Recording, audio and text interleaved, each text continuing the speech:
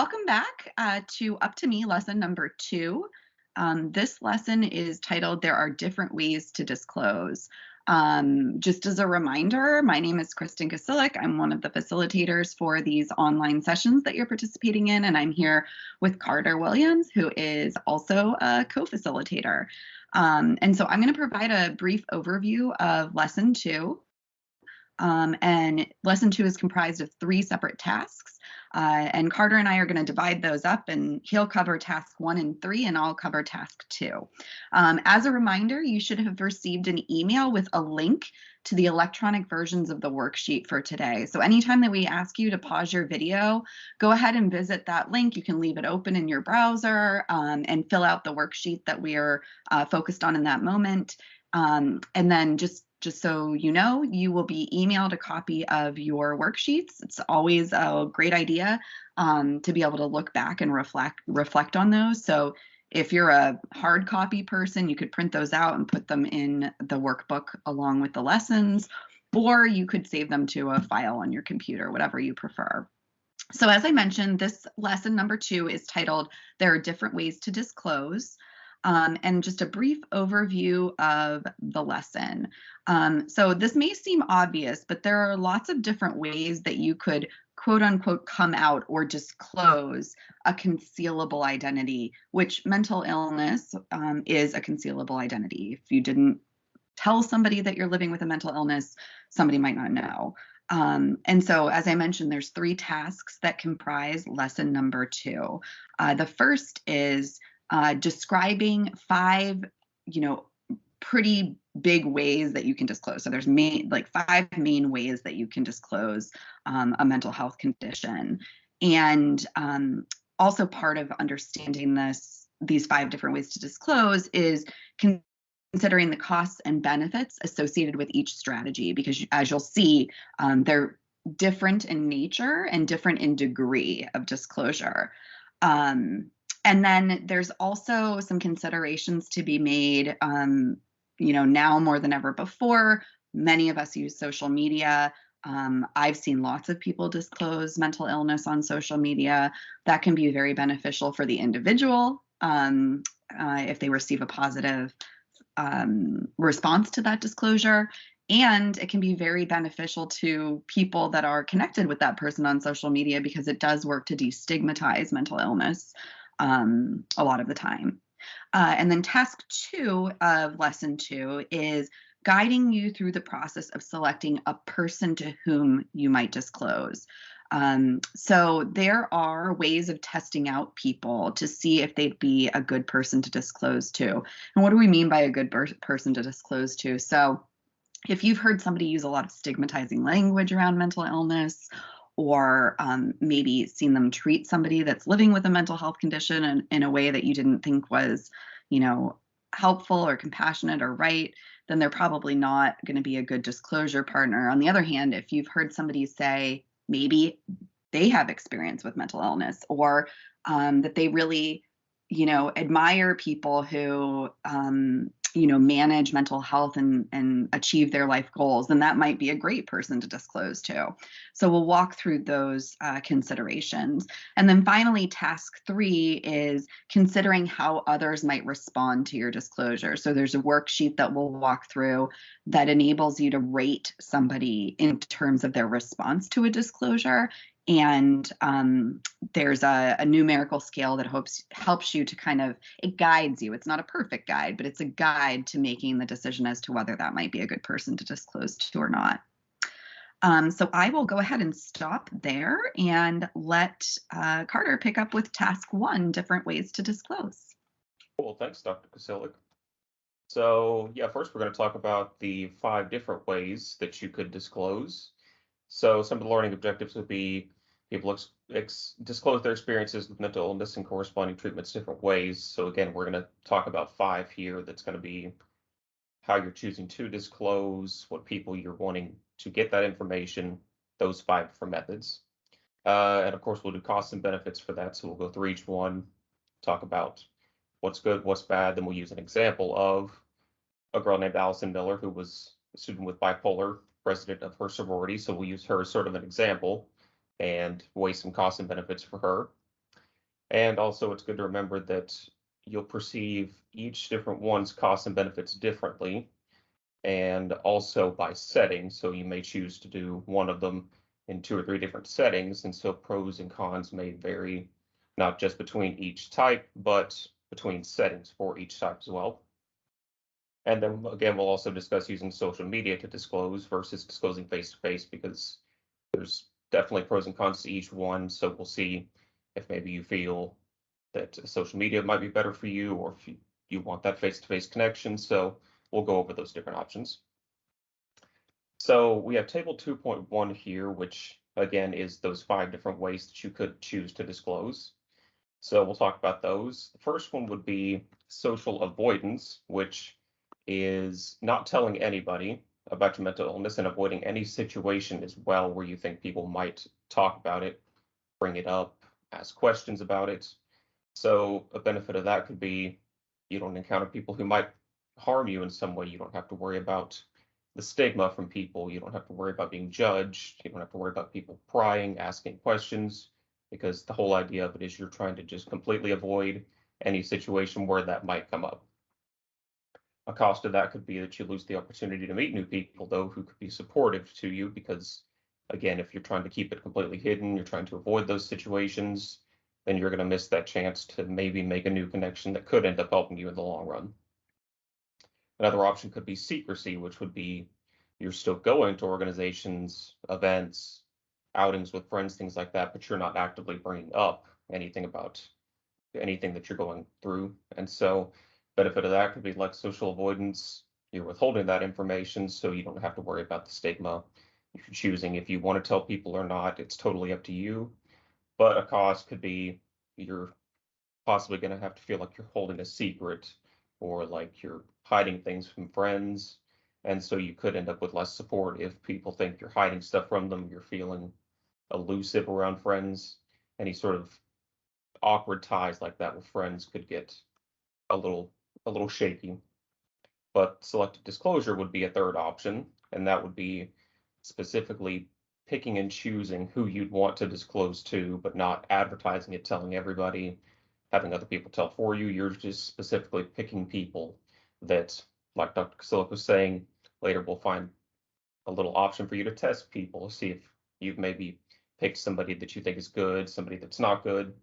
So a benefit to that could be you find a small group of people that you've told that then can be supportive to you. You can be supportive to them, so you can make that close friend group bond with people that you know you can trust.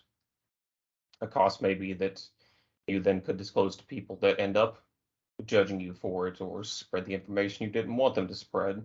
So again, that's why we're going to go over a little test that you can try to make sure that you are disclosing to somebody that you're confident in. A fourth option could be indiscriminate disclosure. Now, this would be you are no longer attempting to hide your mental illness, but you're not necessarily broadcasting it out. So if people ask you, you might tell them, or if you're talking to a friend and they bring it up, you might choose, oh, okay, I'll share with this person, but you're not just, you know, sort of wearing your heart on your sleeve, you might say, just telling everybody you see, advocacy, all these. So a benefit would be you don't have to worry about who's judging you or whatnot, because if you want to tell, you're going to tell. And so you're likely to find people who are supportive because you're able to connect more with people. More people are going to know about your struggles, so you may find more connections with people that you didn't before.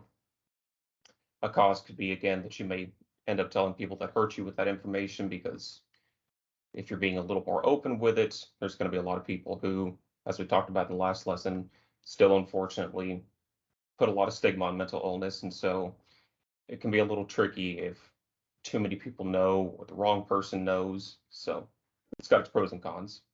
And then last would be just broadcasting your experience. This would be actively seeking out, educating people, advocacy, support groups, anything like that, where you're really putting yourself out there, trying to make those connections, help anybody you can. So a benefit could be you don't have to worry about who knows about your mental illness, because it's a totally open thing. You're an open book. And so you're promoting the sense of personal empowerment to yourself, where you're not afraid of it. You're helping others. You want to do as much as you can with it. So a cost, though, would be that you're going to encounter people again who are going to be hurtful with that information. And you're also going to find people who disapprove of you sharing your mental illness so openly, people that think you're being pushy or that it's pointless. What's the point? So again, it's got pros and cons. So like I said earlier, now we're going to take these 5 different ways of disclosure and apply them to a girl named Allison Miller who has bipolar disorder and is the president of her sorority. So we'll be looking at worksheet 2.1. And so we'll go ahead and let you pause the video and work through those 5. Again, it's going to be costs and benefits for Allison and going through all different of the 5 different ones. And so, yeah, we'll let you pause the video and go ahead and fill that out.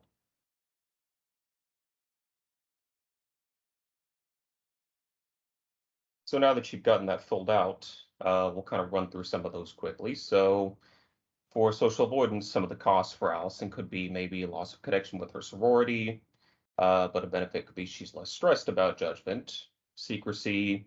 Maybe she might seem evasive to some of her friends, since I'm sure since she's in a sorority, she's probably got quite a strong friend group. And so if she's being a little more secret towards some, it may seem a little awkward.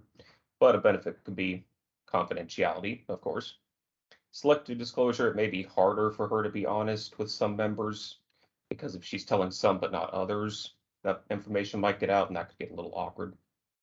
But she could have, like we talked about before, that small core friend group that really is able to support her, even if it's at the cost of some sorority relationships. For indiscriminate disclosure, again, somebody may find out that she doesn't want finding out, and you've got that lack of control, but you've got less secrecy on the opposite side of that, where you don't have to feel like you're holding that in. And then finally, for broadcasting your experience, again, lack of control, judgment. She may be perceived as weak. Since she's the president of her sorority, people may think less of her, but benefit could be the comfort of not having to hide that. So that's just some of the options you could think there for Allison. So now, sort of on the flip side of that, for worksheet 2.2, this is going to be you personally in either an organization, somewhere you've attended in the past, school, track meet, study group, anything like that. You'll pick a setting and do the same thing we just did for Allison, but for yourself in the place of Allison in that setting of whichever organization. So again, we'll give you a few minutes. Go ahead and pause however long you need, and then we'll come back and talk about social media disclosure. So now that you filled that out, hopefully that gave you a chance to sort of think through those pros and cons for yourself in those different scenarios. And again, there's different settings that can change each of these different parts. So it's always good to weigh those pros and cons for a setting of your own. But now we're going to move on to social media disclosure. So if you decide to disclose, the different methods can be applied either in person or over social media. So in this section, we're going to talk about the 3 different types of social media disclosures and go over again pros and cons of each one, talk about which ones are different, and then we'll also give you a chance to take whichever social media you personally use the most and apply that situation to yourself and weigh pros and cons to what you feel would be best. So, excuse me. On worksheet 2.3, we're going to talk about, again, those 3 different methods. So the first one is online video chat. So this would be a face-to-face conversation, but it's not necessarily one that you've had to plan in person, find a place. So you've got that convenience factor. So this would be Skype, FaceTime, Teams, anything like that, where you're able to just make a quick call, talk to somebody, get that face-to-face. But again, you're not having to sort of plan out this in-person meeting that sometimes can be a little tricky, can take time. So one of the costs of that could be that it's not as personal as in person, of course, because even though you're seeing the other person's face, you may not be able to read body language as well. You may not be able to, read some of those signs that you normally would in actual physical contact with a person. So also sort of speaking in the moment. So you're not able to, like with private message, you could prepare that message, you could edit it, perfect it however you want it, but when it's a face-to-face meeting like that, you're sort of just talking however you feel in the moment, and so it could get awkward. You could get to where you don't know what to say. So that sort of off-the-cuff talking can make things a little tricky sometimes. But some of the benefits could be what is said can't be shared because, again, it's person to person. It's not something like a DM that could be screenshotted, shared, sent out to people. So it can also show emotion because, again, even though it's not physically in person, you can see the person, you can see how they react, you can hear how they react. And then the recipient, of course, gives immediate responses because, again, with direct messaging, you're having to wait for them to read it, then they have to sort of think on it, then respond to you. So you get that immediate response with an online video chat. So the second one would be a private message or a DM. That would be emails, phone text messages, private Facebook messages, Twitter direct messages, Instagram, anything like that where you're able to directly send an electronic message to somebody. So one of the costs would be there's of course no emotion conveyed because it's just words on a screen. So it's hard to express emotion without actually typing out the emotion you feel, which oftentimes we don't do, of course. Another con could be confidentiality issues because, again, like I said, people can screenshot DMs, people can share them. If it's an email or a text that you send, people can just forward those to other people. So it's, again, like I said, one of those we would want to test people to make sure it's somebody that you trust, somebody you know is going to be safe, somebody that won't share your information. So it's good to keep that in mind if you're going to try that route of a private message. A benefit, though, would be less intimidating because, like I said, um, you're able to sit there and craft that message. You can edit it. You can perfect it however you want. You can get it just how you want it, and then you're able to send it. And so, of course, with that, it's also less stressful because then you're able to prepare it. You're not having to worry about doing it face to face. You're just in full control of how you want it to sound. So third would be public messaging. This would be posting on Facebook, Twitter, Instagram, blogs, anything like that, where you are not necessarily picking one person, you're picking all of your Facebook friends, or if it's a public post, you're picking anybody that can see it. So again, a cost would be no emotion conveyed again, because it's also just like a direct message. It's just words on a screen. It's just something people read. Another con would be everybody can see it, of course. So if you want people to see it, that's great. But if there's also people who see it and think, "Oh, this person's weird. Why would they do that? This was pointless." "Oh, you're weird for doing that," something like that. Everybody's able to see that, unfortunately. So you don't have that control over who is going to get to see it.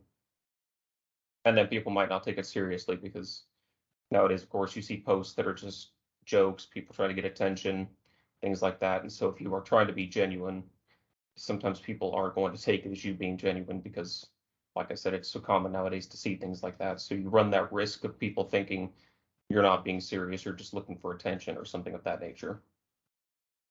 And then finally, the benefits for that would be education and advocacy. So you're reaching out, you're finding people that maybe had a similar experience to you that now you've told them about. And so now they might message you and they might say, "Hey, I'm going through something similar. How do you manage this? What do you do?" So you can make those good connections. You can educate people. So definitely a good thing there. You can also have the ability to tell everyone once and be totally out of the closet, so to speak, where you've told everybody, you're no longer concealing it. Everybody knows.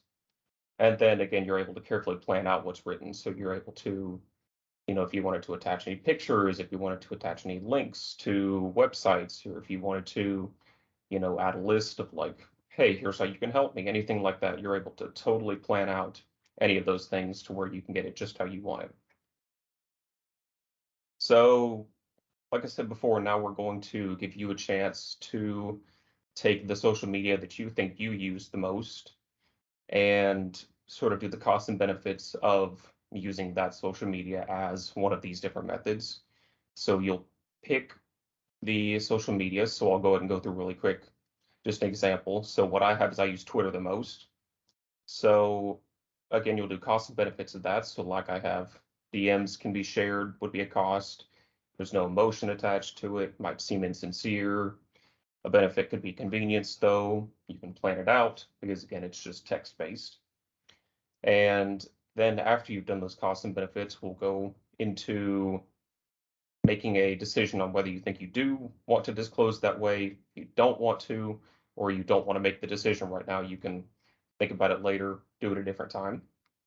And then finally would be what you expect to happen after disclosing. So this would be kind of like we talked about in the last lesson, where this would be typically it's one of your pros, it's one of the things you're looking for to come out of this. So maybe education, advocacy, or a better relationship with somebody. So we'll go ahead and let you pause the video and fill that section out. And then we'll come back and I'll let Dr. Kosyluk take task 2. Great. Welcome back, everyone. Thank you so much, Carter. That made so much sense hearing you walk through all of that. As you were talking, I was kind of thinking about, any kind of post that you put up on social media. I think, because we're so much a technology society, right? We've become accustomed to, kind of sitting there perched on the edge of our seat, waiting to see if we get the like or, somebody follows it or whatever, comments on it. Yeah. And so it can be stressful, right? Because that's what that whole last box is about. It's like, how do you anticipate dealing with that, right? And so it's not just about, the actual verbal responses or typed out responses that you might get, but are you going to feel okay if the post sits out there for a while and doesn't get any responses, right? And how will you handle that?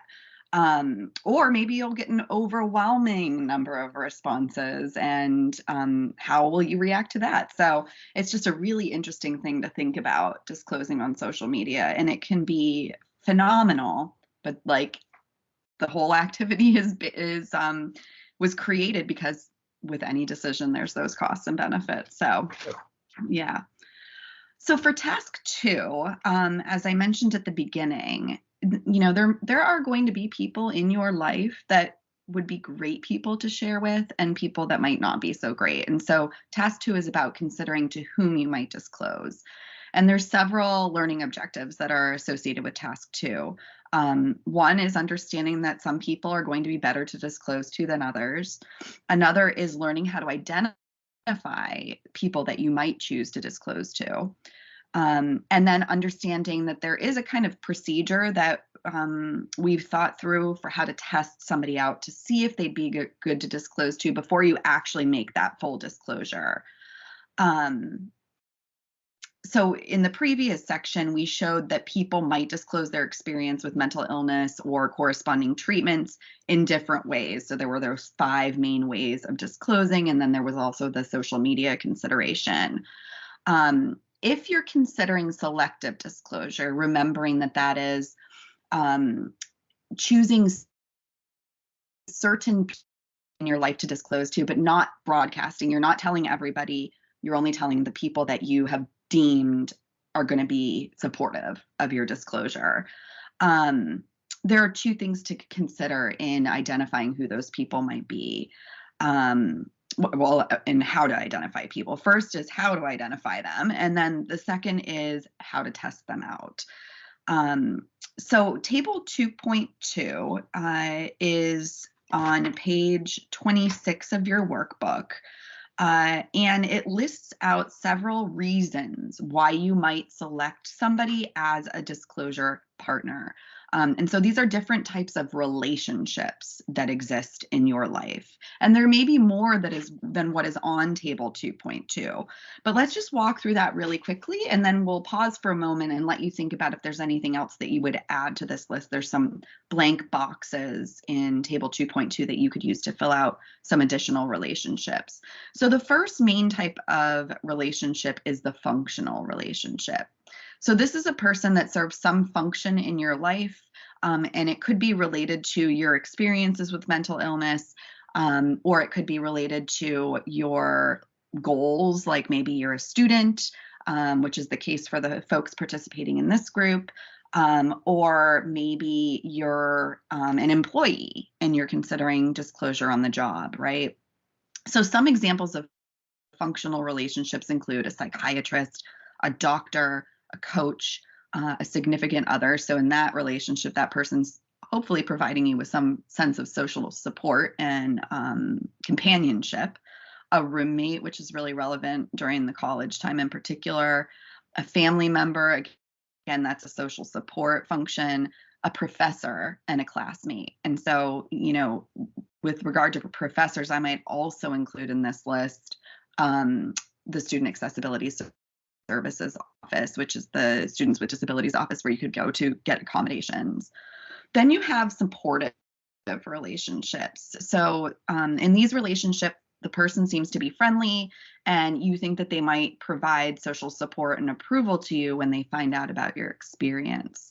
So some of the characteristics of somebody who would provide social support include, you view them as an overall pleasant person.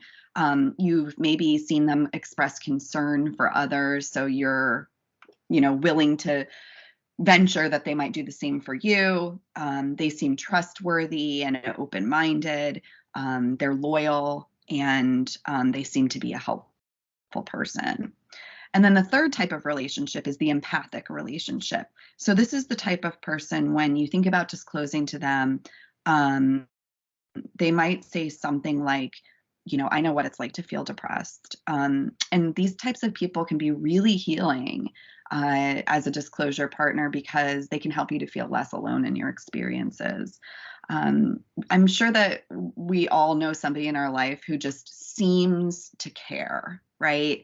And when we think about what is it that makes them seem caring, it's they listen. A good listener does more listening than talking, right? So they listen to you when you're sharing anything in your life, not necessarily just your mental health challenges, but anything. They seem kind. They have an understanding nature about them. And you've really noted that they're an honest person, that you really haven't questioned their motives or their integrity. They just seem to be an honest person. So go ahead and pause your video. Go to your online workbook and fill out any additional relationships that you think might exist in your life that could be potential disclosure partners. And then we'll move on to talking about testing a peer for disclosure. Okay, welcome back. So now we're going to talk about testing a peer for disclosure. So a peer meaning, your disclosure partner. So there's a really good way that's pretty unobtrusive that you can use to test somebody to see if they'd make a good disclosure partner. And that method is summarized in worksheet 2.4, which is on pages 29 and 30 of your workbook. If you were to flip or go to your online workbook, you'll see that there's a line on the top of worksheet 2.4 that says the name of the person. So the first thing you want to do is think about a person in your life that fits into one of those relationship categories that we just went over, and write their name on that line. This is somebody who you're considering disclosing to. So I'm going to read through an example of what this would look like, and then we'll have you pause the video and go through an example yourself. So after writing the name of the person, what you'll do is you'll write down an example of a recent news story or magazine article or a TV show, a movie, a book even, that talks about the topic of mental health or mental illness. And you'll write out what it would sound like to talk to your person that you've named on that top line about this show or article. So the example that's given in your workbook says, "Hey Mary, did you see the movie The Perks About Being a Wallflower? Logan Lerman was in it. He portrayed a boy who had post-traumatic stress disorder, although he himself did not know until the end. I was really impressed by the movie. It seemed to do a nice job of describing the symptoms of their psychiatric illness, in a fair way. What do you think? Do you know anyone like this? What do you think about people sharing their experiences with mental illness?" So then what you'll do is as you're walking through this worksheet, you'll be anticipating the responses.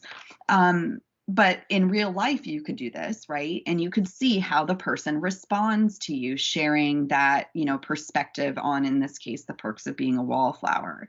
So if Mary discloses to this friend, and the response is, "Yeah, I saw that. I have a friend with PTSD, and movies like that one really helped me understand what she must do to be successful." That's a pretty supportive response, right? Like that, it's demonstrating empathy. It's saying, that this movie brought greater understanding of PTSD, and there's not a real sense of judgment at all in that response. So in this case, if you turn to page 30 of your workbook, or you go to your online worksheet, you'll see that there's some rating scales there. And so you could rate this person in terms of the sensitivity of their response, how kind it was, and how that you think that this is the kind of responses you'd get if you disclose to them. So the more you agree with these statements, the better an indicator is that that person would be a good person to disclose to. And in this example response, seems pretty highly sensitive, right? So you might rate that a 7 in terms of sensitivity.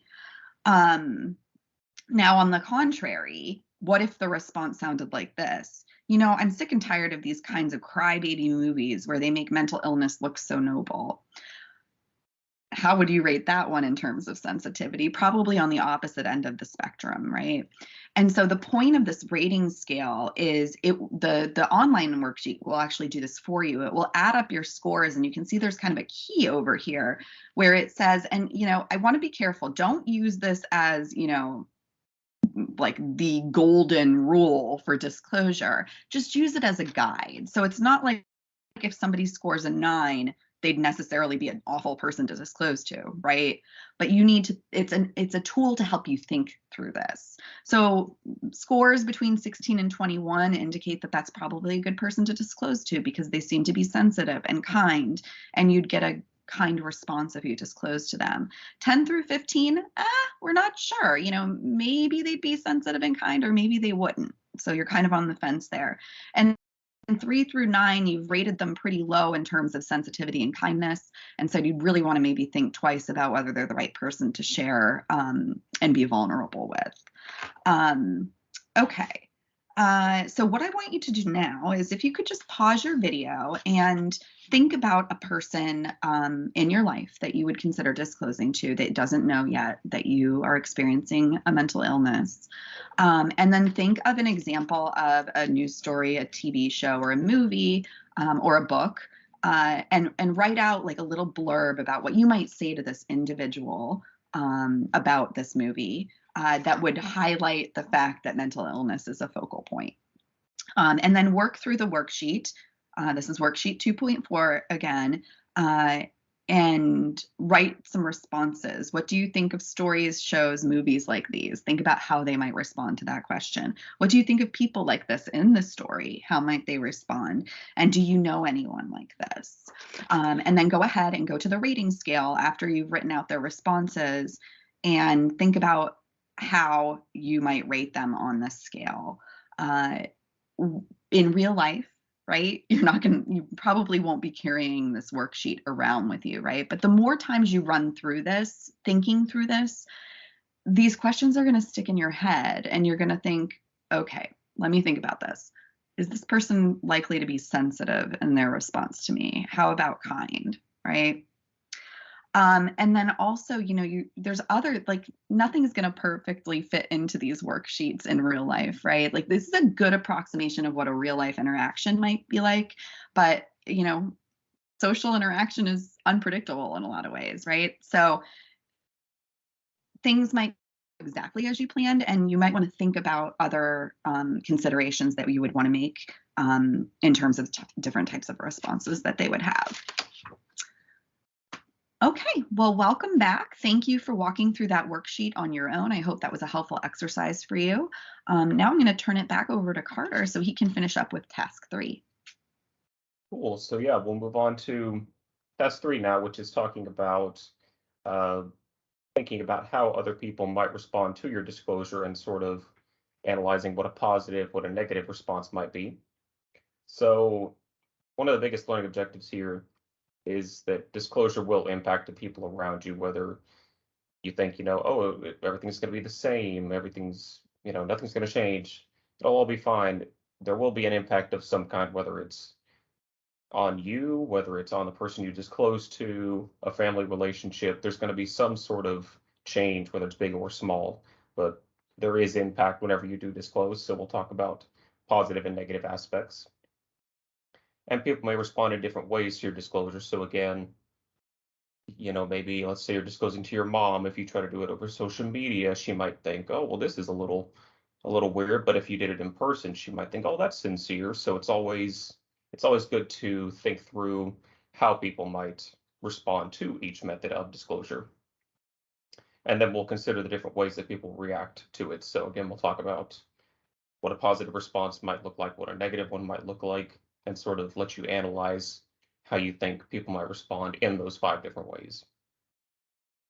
So, like I said, one thing is very certain, disclosure will impact the people around you, so you need to consider the various ways in which people may respond so that you can plan your reaction accordingly. So, you not only want to plan how you disclose, but you also want to make sure you plan how you're going to respond to their response because, again, it's going to impact people, so they will have a response. So, you need to make sure you think through that and are sure that not only the disclosure method is good, but that you think the result from it will also be good. So we'll look at table 2.3 now, which is a variety of reactions to disclosure, and we'll look at some positive versus negative responses. So an example of a positive response for people's responses to a disclosure, an understanding response could be, it must be hard living with your illness and the secrets. So that would definitely be a good one where somebody is empathetic towards you. They understand that you're struggling, and so they've accepted that and seem willing to help. And another kind of positive response would be interpersonal support, such as, I'm here for you if you need someone to talk to. So that's always the great scenario of you've disclosed to somebody, and now that person has said, okay, I can help you. Tell me what you need, anything, I'll be there to help you. And lastly, another positive response could be assistance. So they might say, let me know if you need extra help to complete the class assignment. So in this case, it may have been disclosing to a fellow student, and maybe that student says, hey, if you're having trouble with this homework assignment, or if it's, tricky to find the time because you have appointments or whatever it may be, that person may say, I'll help you. Just let me know whatever you need help with. So that would be 3 good examples of positive responses you might get from people to where that person is understanding, they're going to help you, they're a good relationship to have. So again, those are 3 good responses. Now, some negative responses might be a disrespectful one, where somebody might say, I don't want some dangerous loony like you around. So again, when you hear these terms like loony, someone dangerous, something like that, these are typically people that they're not empathetic, they're stigmatizing mental illness, and they're probably not a good person to keep around if you're wanting good support from somebody for anything you're going through. Another negative response could be denial. So they might say, I'm not giving you any special breaks because of your mental illness. So again, special breaks, accusing you of having problems, things like that. These are people that are not helpful to keep around and are just negatively impacting you. And so, again, these are the kind of responses that you're not hoping to get. Retribution could be another one. So I'll get you kicked off the team. I don't have to practice with a crazy guy like you. So again, I'm imagining this was probably in a scenario like disclosing to a fellow football team member, soccer team, whatever it may be, and all of a sudden they think you're weak, you shouldn't be on the team. So again, this is why it's good to think through those scenarios and test people. Another one could be fear or avoidance. So you're dangerous, I'm staying away. Again, using these terms like dangerous and trying to avoid you because people have stigmas. So another one could be gossip, where they might say, hey, did you hear about Joe? He was hospitalized for depression. And this was going back again to talking about methods of disclosure where people can share information. They might spread it around when you don't want them to. So that'd be another one of those scenarios to, sort of reinforce one of the cons to those methods. But, that's why it's good to think through those pros and cons of each one.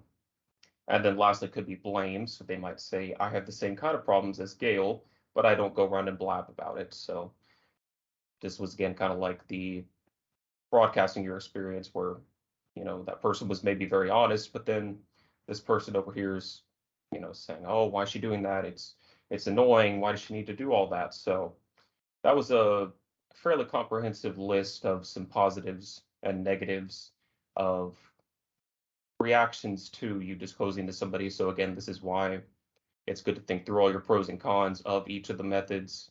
Then it's good to decide which of the social media ones you might use if you decide to do a social media route, which of the ones you'd want to pick, and then making sure you analyze how you think the person will respond, what you expect afterwards. So that's why this whole lesson is very good, because you're picking a method, thinking of a person, thinking of the person's reactions. So it's a very good way to get step by step with all these worksheets of picking a person and a method to make sure that you're getting exactly the response you're looking for, the help that you need, anything like that that you're expecting out of these. So I'll turn it back to Dr. Kosyluk to finish up the lesson, and then we'll be all finished up. Thank you so much, Carter. I love the way, you actually already did finish up really well by summarizing everything that we just learned. And that was a lot for one lesson. But I am really struck by how empowering this could be, right? To be able to, this is really giving you a toolkit or a sense of control when it comes to thinking about disclosure and actually sharing your story with somebody.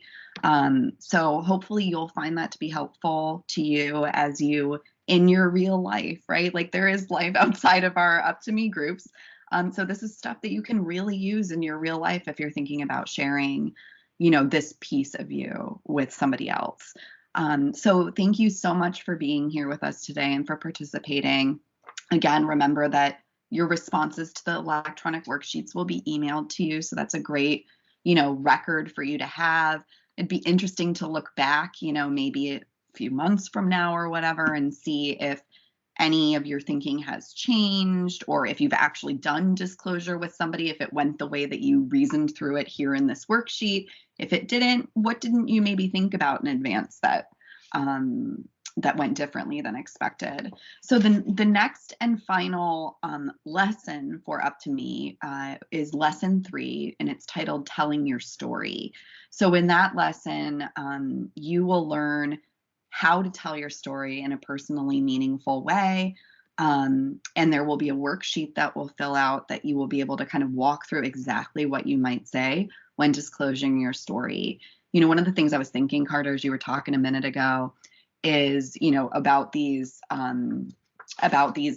positive and negative responses, is that one thing we haven't really talked about in this group yet is that, there's kind of different levels of experience with mental illness. And in that one example, hey, did you hear about Joe? He was hospitalized for depression.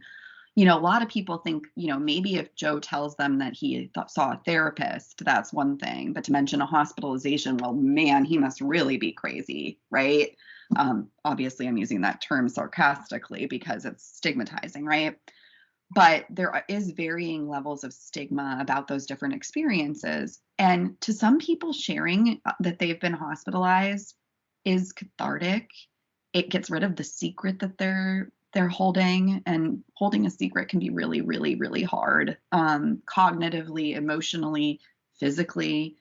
But not every aspect of one's story has to be shared with every person that you choose to disclose to. So maybe you see that somebody might be supportive of you if you share that you have depression or that you've been treated for depression, but you're not quite sure if they're going to be very accepting of the knowledge that you've had a hospitalization. Well, you can pick and choose what parts of your story you share with different people in your life.